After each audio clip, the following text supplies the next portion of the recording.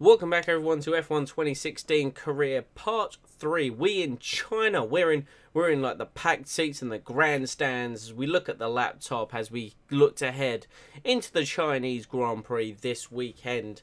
We are now still working on trying to get that downforce upgrade because we've been having such difficulty in the R&D, in the practice programs of the tyre management and of the qualifying pace. I mean, track acclimatization is fine, but the others we've been missing out. So we are 1 point off the downforce upgrade, and it's so annoying.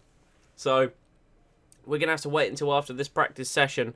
Again, I haven't actually included practice because it frustrated me. Obviously, track acclimatization was what I really did. So what can you do?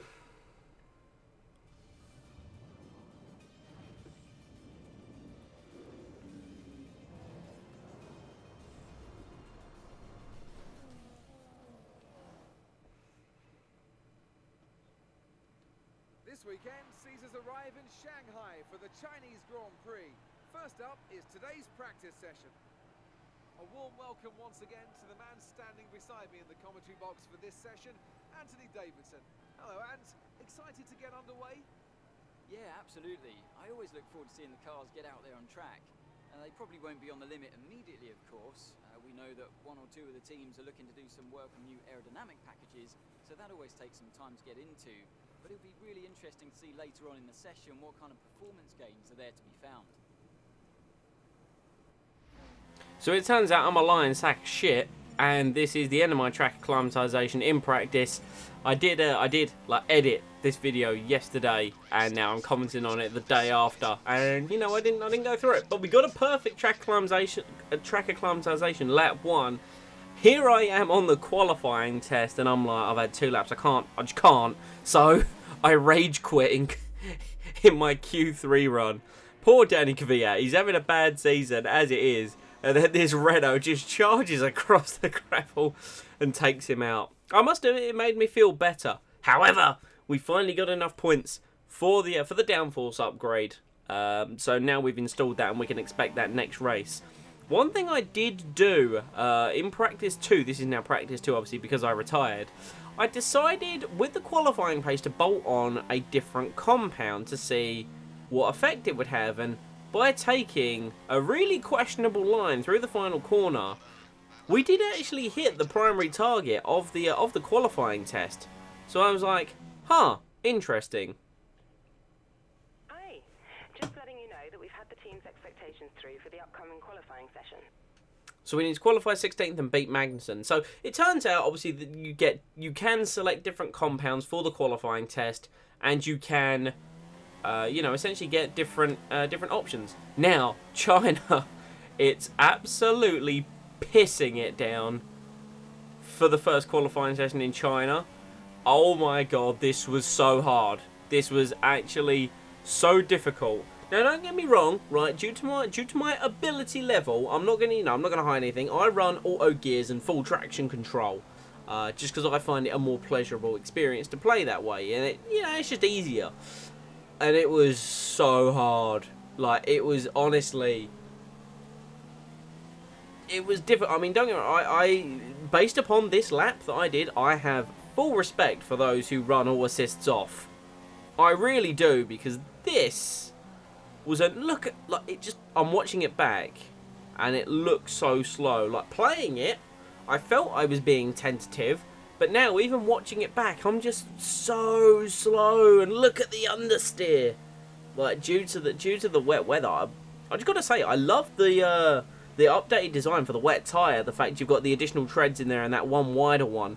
They look really nice. I've got to say, there's a lot of positives about this game, and I like the new rain, like where it's it's like spots off the camera. It just looks good, and the fact the racing line is a little bit clearer. Obviously, I suppose that would only happen once cars have been going around the track. So this is still our first lap. Vettel set a 1:56.6.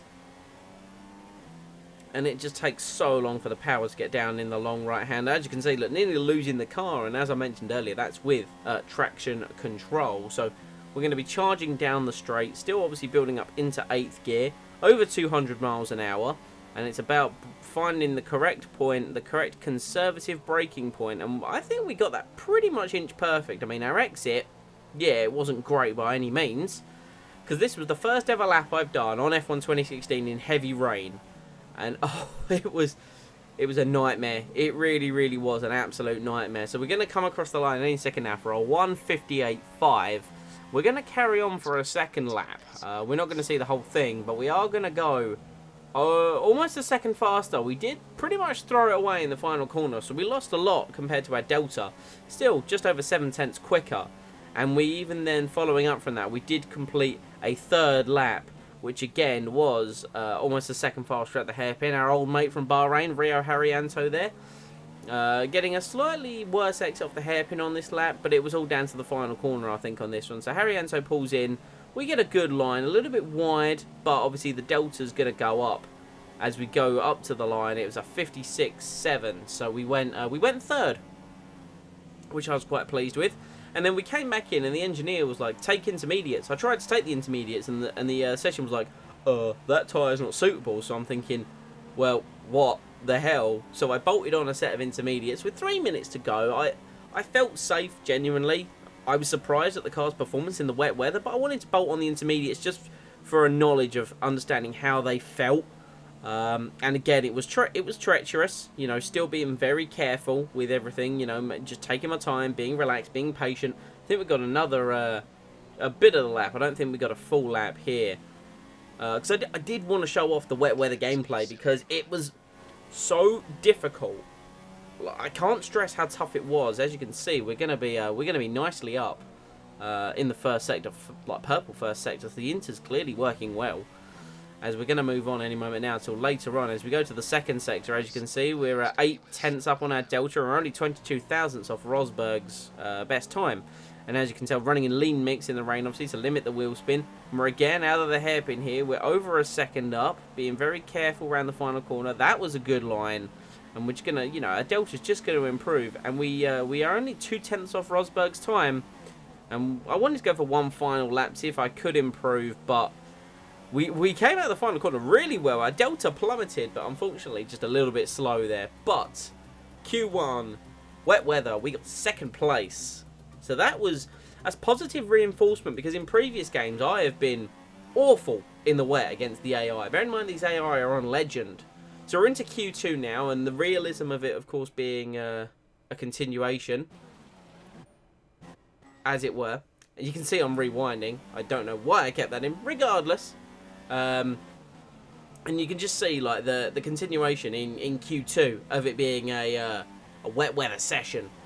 You know, just upon the basis of you don't want Q1 to end, then 5 minutes out when you do Q2, it's bright and sunshine. Either way, so we got now we've got a full intermediate lap here, because the car felt really good on inters. It really did. I was surprised by how it felt. So that turn, I used to hate that turn. I really did. Now I kind of enjoy turn 1 in China. It's not very good on the tyre management program though. Fucking hate that. That's a piece of shit. So here we go, our intermediate lap in Q2. As we go down, set a purple first sector because no one has set a time yet, of course. We actually adjusted some of the detail. I don't know if you see. So it defaults the brake bias and the differential to 60% for the brake bias and 75% for the diff. So I dropped it. I don't know why I dropped it. I just wanted to drop it, and I felt improvement. I don't know why, but it just, I don't know, my brakes just, it felt easier, and the diff, it felt right for the weather. So I don't know. Anyway, everyone's now charging rounds because it is intermediates. We're going to be seeing you know, droppings of the time as we come through. We're 3/10 up on Raikkonen's time. As we go through the middle sector, then Vettel does a 52.9, so I don't think we're going to beat Vettel here, as we've got a Haas or a Haas or whatever just up ahead of us there. We go through the long sweeping corner, up in a rich on the back straight, of course. Want to get those additional tenths, why wouldn't you? You know, just it's basically free time, and you don't want to give up the free time if you want to run the lower engine mix. Here we go then, just before the 150 metre board. Drop it down the standard as well, get the nose in nicely. It's Gutierrez just ahead of us there, I believe. And they're going around the final corner, so are we. Taking that bollard with us as we do. It's our little present for the lap. as we now charge towards the line, and, well, we've gone fastest. Would you believe it? A Renault in the wet has gone fastest. I ended the session. We did drop down to 6th place, but alas, we're through to Q3 with Marcus Ericsson and Felipe Nasr, Jenson Button making it through, and finally Daniel Ricciardo not being on the back row of the grid. Didn't show Q3 because it was essentially a formality. Just the fact we were going to be 10th. You know, I knew it on that sort of basis, but there's the result for the grid. It's a Sebastian Vettel, Daniel Ricciardo front row. Here's our resource points for qualifying. The fact we overachieved by 8 positions. You know, the team were pretty happy about that. And there's our current resource points. Rivalry update. This is the point I believe we win our rivalry against Kevin Magnussen. So I believe after this race weekend we will be assigned a new rival. Our fastest lap, because he was eliminated in the wet, was some 15 seconds slower than ours. Team still love us. We've hit every objective we've done for them so far, which is exactly what we want. So where we got to finish for the race? Hi, guess who? I've seen the team's expectations for the race, so I thought I'd pass them on and wish you luck. Take care. So they want us to finish 14th or higher and beat Kevin Magnussen. So the team don't expect us to climb up the order in any way in this Grand Prix, or they're at least not expecting us to. Which I would hope to do. I genuinely would. I mean, I'm not expecting far. Race strategy, fairly simple. I customised the strategy. I wanted to give myself, again, just that I want to run on the harder tyre earlier to then be able to run softer tyres later at the end of the race when the car's light and make up any time against anyone that's running the hard tyre. We really bogged down. I did not apply that much throttle off of the formation lap, so we bogged down. Everyone ahead of us is on super softs as we go to 5 lights for the Chinese Grand Prix, and away we go. We have powered away from Felipe Nasr off the start there. Raikkonen's moving over to the right hand side. We're going to be going down the inside. The Williams are side by side. Contact between Raikkonen. Oh god, there's been a huge pile up. We're through into 3rd place. We've now got a hand position back to Rosberg, who's actually unfortunately behind Ricciardo, so we have dropped down to 5th. But what the hell has happened there? Off the start of the grid, Vettel from pole there. You can see they're nearly 4 abreast going into the first corner. And you see Kimi Raikkonen makes contact with Daniel Ricciardo. And essentially both Ferraris have gone there. On board from Raikkonen's perspective, you see Vettel gets bogged down at the start. Rosberg gets a brilliant one. Raikkonen's second phase is excellent with the super softs, and he just doesn't turn in enough. And you see him spinning out there, nearly wipes out Vettel. And you see actually one of the Saubers goes off there as well. We're now going to see it on board from Jenson Button. Wanting to get as many points of view from this as I could, because it was an interesting crash to see from the AI. Again, a third race the AI have crashed. Button got tagged at some point as we go through there. And now we see it on board from the Sauber. So the Sauber, we hit the Sauber, who went into Button, and now the Sauber of Nasr, I believe that was, essentially got spun out. But here we go, lap 1 of the Grand Prix, up into 5th position. And we're going to, we closed down on Rosberg on the brakes, and we've tabbed him there. A little bit cheeky, but hey, if you see an opportunity, take it. So there we go, we're past Nico Rosberg, up into 4th position. For the Chinese Grand Prix. It's the highest position we've run in a Grand Prix. Now Rosberg and Button at the end of lap 2 are after us. We're going to go right to go defensive here. Brake just after 150 metres now. Make them go all the way around the long way. Button now going to try and out-drag Rosberg, but the Mercedes power is better than the Honda power. Here we go again. This was a common feature in this Grand Prix. Jenson Button on the right. Us on the left, make him go all the way around the outside, make those super soft tyres go out to the marbles. Effectively, we are ruining his race as he now tries to go down our inside on the super soft tyres 1 lap later, and we just kept going and going and going. And Button on the super softs just essentially got stuck behind us on the soft tyre, not able to capitalise on his strategy. Now Rosberg with his superior power goes, we go really deep into the braking zone, unnecessarily so, because it allows Rosberg to get through. Button also finally gets past us there, so now we can get off and set some lap times, or he can peel off into the pit lane. I was very surprised that he did that, but I know the super soft don't last very long around China, so I think they wanted to get rid of them and get onto a tyre that's going to get them longer. Here we go, on board with ourselves as Vettel go past us now. grabbed a bit of the slipstream as we look to go around the outside of the German. I absolutely love that camera angle.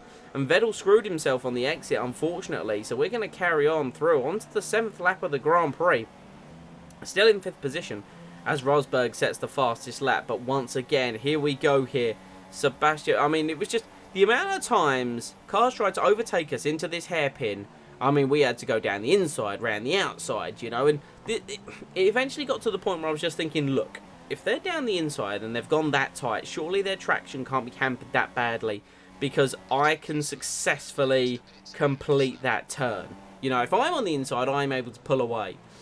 We go deep one final time there. Vettel is finally going to get us, and but it is time for us to be coming in. You saw us call our pit stop there, so we're going to be coming in with Sebastian Vettel just ahead of us there into the pit lane, as we're going to be going on to the medium compound tyre to run a long distance in this Grand Prix. Pitch perfect there on the 50-mile-an-hour speed limit, so that's perfect for what we wanted. Magnussen is also in the pit, so clearly we were late radioing the team. They didn't exactly tell me that Kevin was also coming in, so that's not really my fault. We get held a little there, and it allows Hulkenberg to get past us, but everyone here is on the soft tyre. We fit the mediums. So we plan to run long, and my assumption for everyone else will be the fact they will take soft tyres followed by another set of softs while we run the mediums to eventually a super soft stint. Nico Hulkenberg very slow out of the pits. Once again in another Grand Prix, I'm fighting a Force India. It's going to be a common occurrence for this career mode, at least the early part of it. There's Perez just behind as well. We go side by side coming down to this turn 6. We brake late, and well, it's another job done. It would appear that the Force Indias aren't exactly the best at me, or trying to get past me. Here comes Hulkenberg trying to use the power now. We're going to go really late down the inside, and again, it's the basis of we actually get caught on Hulkenberg's car. It allows Perez to be an opportunistic one and try and go around our outside of the final corner. We take a bit of a cheeky line on the inside, but we keep the position. And it descended into a farce almost, you know. Lap 10, here comes Hulkenberg again. We're battling with Force Indias, which is at least good to see. We get a switchback, but Hulkenberg actually gets the drive. I think he's finally done us here, unless we can get him into the final corner, which we've dabbed his rear tyre, and you know we did get him. I felt cheeky doing it, but lap 12 now, we've gone into the first corner, a little bit hot on the medium tyres, out onto the marbles there, and it's going to allow the Force India a good run up my inside for Hulkenberg. It switches to the outside. We bang his side pod. We're trying to shaft him out of the way, but he made slight contact with us in the first part of the corner, so all's fair in my opinion. Hulkenberg remaining on the inside line though as we go down to turn 6. Can we hold it around the outside here? No, we're able to get the racing line and keep Hulkenberg behind us as we fight for this 10th spot. Now, interestingly enough, Grosjean ran the medium tyres to begin the race, and he is now up into 9th place and running a set of soft tyres. So what that now means is Grosjean and myself are one stop left. You saw a yellow flag and Danny Kvyat's out the race as he was sitting just behind us, and well, that Ferrari engine has had enough of this Grand Prix. Definitely had enough of it. We're up into 9th now due to a pit stop, I would say there. And Hulkenberg peels off into the pit lane. So Hulkenberg is in, as you can see behind us. Now Gutierrez just there. Still into 8th place on the medium tyres. And another yellow flag there. And what would this be? This appears to be a long list of guys ahead of us. And there's a Manor car holding up essentially everyone. And we're going to flick through. And look at the train of cars that have just powered past him. Here's us just there. It's madness to see. And it's our good mate Rio Haryanto. Lost his front wing and he's actually held Gutierrez up there. Quite a treat if I'm honest. So no complaints from me. But look at our front left on these mediums now. They've been going a long time. And that front left is now screaming to be taken off. So we're going to pit at the end of this lap for a set of the super soft tyres. Very close to doing 2007 Hamilton. 2007. That's how you say a year, Simon. Good God. We're going to come in from 8th place for a set of super soft tyres to run to the end of the Grand Prix. Gutierrez is in as well, so he was a bit of a way behind us thanks to Rio Haryanto holding him up. So essentially we should retain 9th position. It looks like we have. Grosjean's ahead of us on the soft tyre, and he's been on them for a little while now. So ideally my thought would have been if we could catch Grosjean As you see, we get to the end of lap 22. The gap to Grosjean was 9.3. So I would have felt a little bit ambitious if we had actually caught him. But we didn't. We got on to lap 28. Nothing really happened. We pulled away a little bit from Gutierrez. And we didn't catch Grosjean really whatsoever. So Rosberg wins the Grand Prix. Mercedes finally win one. And we're going to come home in 9th place for 2 more championship points. So we can't really complain. We've been getting points at pretty much every juncture this season. So there they are on the podium, and now it's a little bit different. You've got 2 Mercedes and a Red Bull up there. Ferrari nowhere to be seen. I think I saw Raikkonen was 10th or like 11th. Raikkonen did not have a good race from what I saw for this Grand Prix. So a little bit unfortunate for the Scuderia, but what can you do? You can't win them all. Unlike Mercedes, who in real life have been winning them all. But alas, we shall move on. Daniel Ricciardo finally on the podium after actually getting a decent qualifying, showing that his Red Bull can be competitive this season. We get 9th, Grosjean 8th, Sainz up to 7th, that was impressive, and Kimi Raikkonen falls to 11th. He was a long way off the pace. Moving on to the driver of the day then. Anthony Davidson, who would you go for? Well, I have to give it to Lewis Hamilton. Anthony Davidson giving it to Hamilton, and again for the same reasons he gave it to Ricciardo, for the 2 reasons. He was 21st on the grid and he came home 3rd. So you can't really argue with the guy. You know, we put in solid performances. Magnussen was 15th, so he did beat out the McLaren Honda of Jenson Button. And here's our resource points for the Grand Prix weekend. We are going to be bumping it up to just shy of 400 points. So we could look to do the reduced drag. I don't know if that's something that we would look to do for the end of this Grand Prix. But 309 is definitely. I mean, I'd like it to be more. I'd like to actually be able to do the other tests for the career mode. You know, and in those practice sessions. Once again, hitting all of our driver targets. So the team are eventually going to have to consider moving us to be the #1 driver of Renault. Which would be beneficial. So, you know, we never know. We might be able to do that next time out for Russia.